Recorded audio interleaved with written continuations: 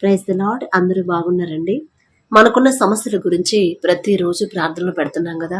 అది ఉద్యోగమైన, గర్భఫలమైన, పిల్లలకు వివాహాలైన, మంచి రిజల్ట్స్ కోసమైనా, లేకపోతే ప్రమోషన్ అని, ఇంకా అప్పులని, ఆర్థిక సమస్యలని, అనారోగ్య సమస్యలని, ప్రతి విషయం కూడా తండ్రి పాదాల దగ్గర పెడుతున్నాము. అయితే ఎంత ప్రార్థన చేసినా జవాబు రావట్లేదు. జవాబు రాని సమస్య అయితే, మరీ భారమైన సమస్య అయితే 3 గంటలకు లేచి ప్రార్థనలో కూర్చోండి, ఖచ్చితంగా జవాబు వచ్చింది అని చెప్తున్నాను. 3 గంటలకి ప్రార్థన కూడా పెడుతున్నాము దేవుని కృపను బట్టి. ఇక్కడ తండ్రి అదే ఇక్కడ మత్తయి సువార్త 26వ అధ్యాయం 41వ వచనంలో చెప్తారు. తండ్రి, మీరు శోధనలో ప్రవేశించకుండానట్లు మెలకువగా ఉండి ప్రార్థన చేయుడి అని తండ్రి చెప్తాడు.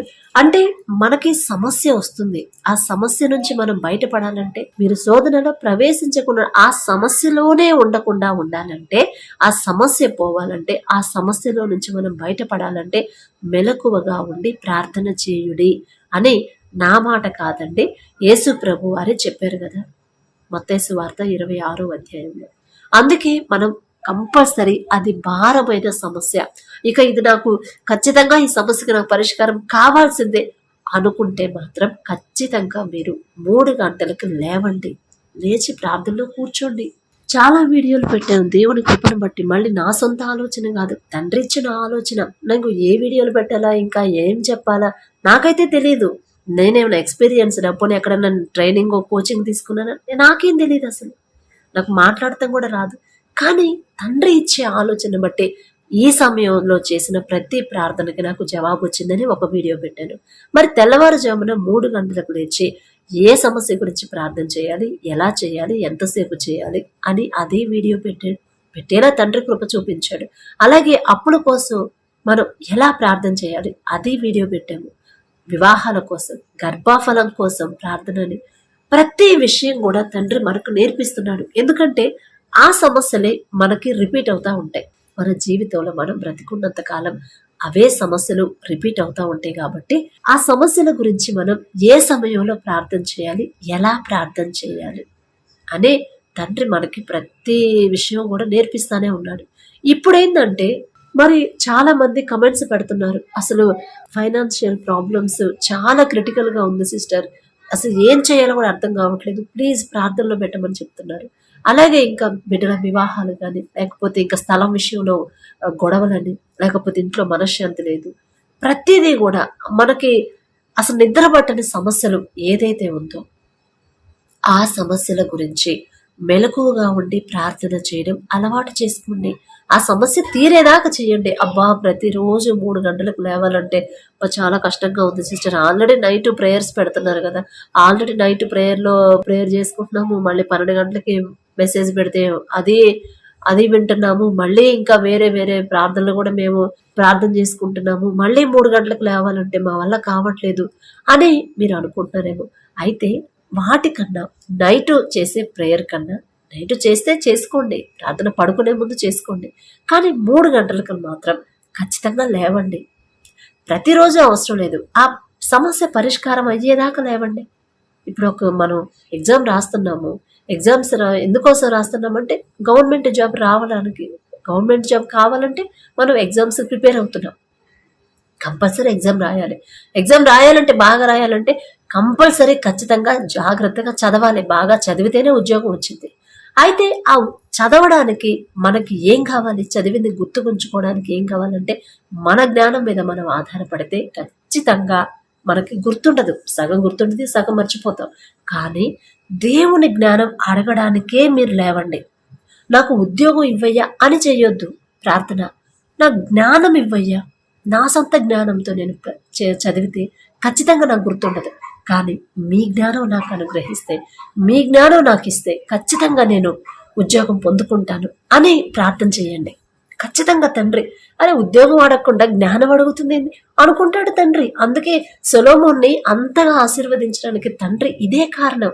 సొలొమోనా, నీకేం కావాలో నువ్వు అడుగు అంటే ఐశ్వర్యం, ఆస్తి, అంతస్తులు, స్థలాలు, పొలాలు, మంచి పేరు, ప్రతిష్ట కావాలని అడిగాడా? అడగలేదు. వీళ్ళందరినీ ఇంతమందిని పరిపాలించాలంటే నేను బాలుడను, నాకున్న తెలివి జ్ఞానం నాకు సరిపోదయ్యా, నాకు వాళ్ళందరినీ పరిపాలించే జ్ఞానం నాకు ఇవ్వయ్యా అని అడిగితే ఎంత ముచ్చటపడ్డాడు తండ్రి. అందుకే మీరు ప్రార్థన అవసరత పెట్టినా కూడా ఉద్యోగం కోసం మీరు ప్రార్థన చేయమంటే మొదట నేను ముందు జ్ఞానం అడగండి తండ్రిని అని రిప్లై ఇస్తుంది. అందుకే జ్ఞానం అడగండి ఫస్ట్. ఖచ్చితంగా తండ్రి ఉద్యోగం మీకు ఇస్తాడు. దేవుని జ్ఞానంతో ఎగ్జామ్ రాస్తే ఉద్యోగం రాదా అండి? ఖచ్చితంగా వచ్చింది. అలాగే అప్పుల కోసం కూడా ఇదిగో తప్పిపోయిన కుమారుడు కుమార్తె లేక మీరు అప్పుడు ఎందుకు చేశారు మీకు తెలుసు. ఒకవేళ హాస్పిటల్లో మరి అప్పులు అయ్యాయి, హాస్పిటల్ అడ్మిట్ చేసాము, ఖచ్చితంగా వేరే వాళ్ళ దగ్గర తీసుకోవాల్సిందే మంచి హాస్పిటల్లో జాయిన్ చేయాలంటే. అప్పుడు తండ్రి దగ్గర అప్పులు తీరే దారి కోసం ప్రార్థన చేయాలి. ఏమని ప్రార్థన చేయాలో అది కూడా పెట్టాను.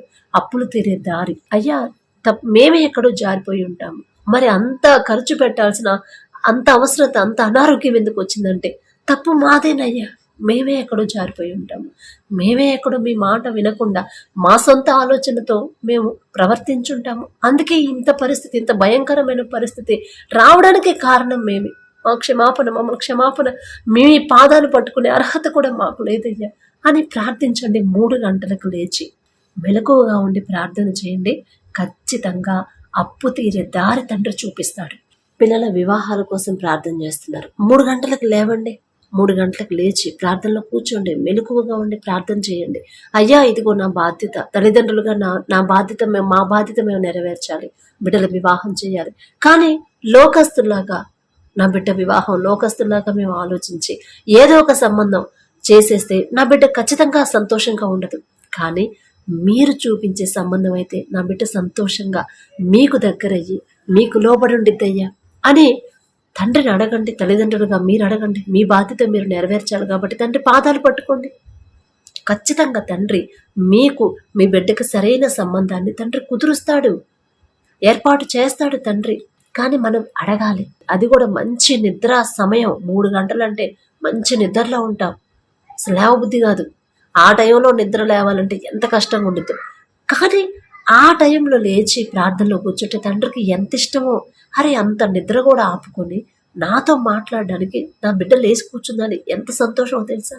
మనం ఏది అడిగినా తండ్రి ఇవ్వడానికి సిద్ధంగా ఉంటాడు. ఆ సమయంలో ఏ డిస్టర్బెన్స్లో ఉండం, ఎవ్వరు ఏ గొడవ ఉండదు.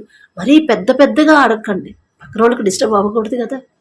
మనసులోనే అడగండి, మనసులోనే. ఆ ఒక్క సమస్య మీకు భారంగా ఉన్న సమస్యే తండ్రి పాదాల దగ్గర పెట్టండి. అనేక సమస్యలు పెట్టకండి, ఖచ్చితంగా జవాబు వచ్చింది. ఇంకా గర్భఫలం కోసమైనా సరే, నా బిడ్డకు సంతానం కావాలి. ఒకవేళ మేమేదైనా విషయంలో తల్లిదండ్రులుగా మేమేదైనా పొరపాటు చేస్తుంటే, ఏదైనా విషయంలో మాకు తెలియక ఏదైనా పొరపాటు చేస్తుంటే క్షమించయ్యా. మేం చేసిన ఆ తప్పుకి, పాపానికి, ఆ తప్పు మాతోనే అంతరించిపోయేలా మీ కృప అనుగ్రహించండి. ఆ శాపం నా బిడ్డకు రానివ్వద్దయ్యా. నా బిడ్డ గర్భాన్ని తెరవండి, గర్భఫలాన్ని ఇవ్వయ్యా అని తండ్రి పాదాలు పట్టుకోండి. ఖచ్చితంగా తండ్రి గర్భాన్ని తెరుస్తాడు. అలాగే గర్భఫలం కోసం మీరు కూడా తల్లిదండ్రులే కాకపోయినా మనమైనా సరే గర్భఫలం కోసం తండ్రి పాదాలు పట్టుకోండి. అయ్యా గర్భఫలం యెహోవా ఇచ్చే బహుమానం అన్నారు, మీరిచ్చే బహుమానం నాకు అనుగ్రహించు. నాకైతే అర్హత లేదు అయ్యా, పొందుకునే అర్హత నాకైతే లేదు అని తగ్గింపు ప్రార్థన అడగండి, ప్రార్థన చేయండి. ప్రతి సమస్యకి తండ్రి జవాబు పంపిస్తాడు.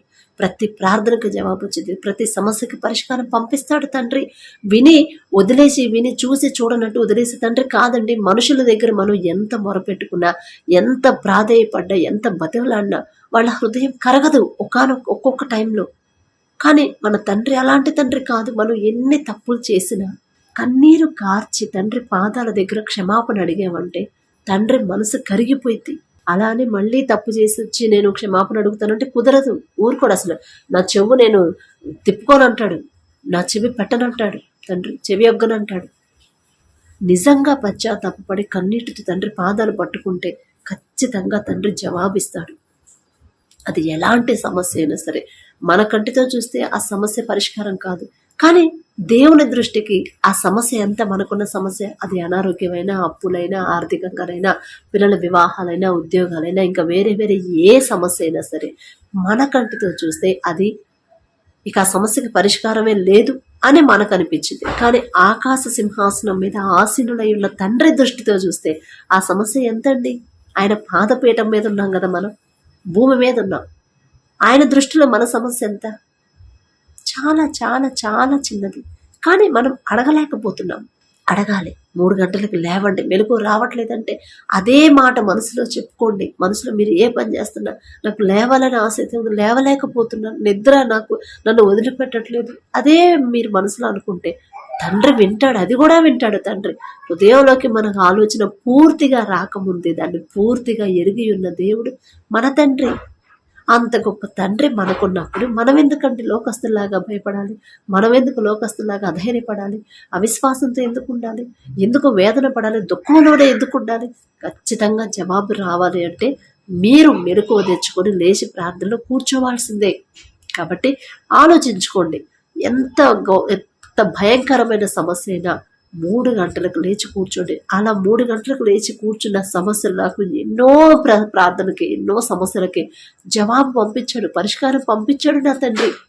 అందుకే ఇంత ధైర్యంగా నేను ఎందుకు చెప్పగలుగుతున్నానంటే నేను పొందుకున్నాను, జవాబు పొందుకున్నాను.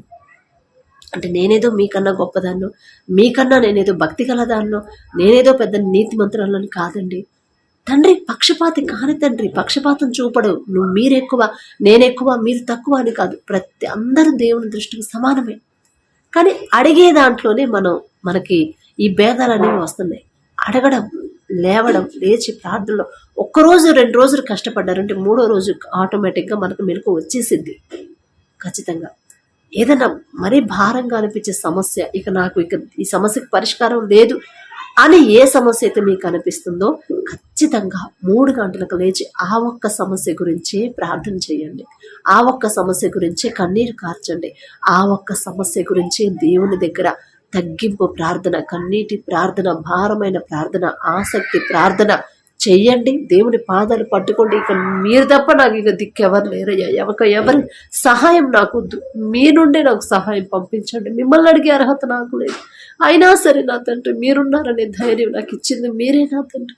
నా సమస్య పరిష్కారం పంపించేదాకా నేను మీ పాదాలు వదిలిపెట్టనయ్యా అని అడగండి, ప్రార్థన చెయ్యండి, కన్నీరు కార్చండి.